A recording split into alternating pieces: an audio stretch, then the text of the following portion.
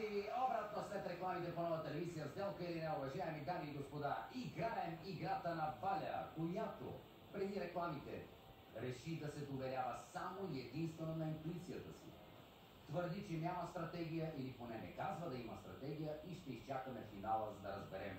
Преди рекламите се спря на кутия номер 10, защото 10 ти харесва, защото Силвет ми харесва, има хубава енергия и ако тук освен енергията има и едни 10 лева, освен това да не забравяме, че Силвето е близо до Ирина, а тук нещата стоят винаги Отваряме ли?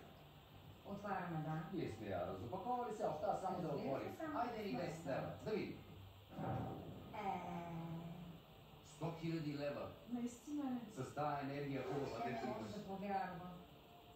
Нищо. Аз съм казала, че съм пълна с изненади. А имала ли си 100 000 до сега? Не, мисля, че не. Ето, сега вече си пълна с изненади.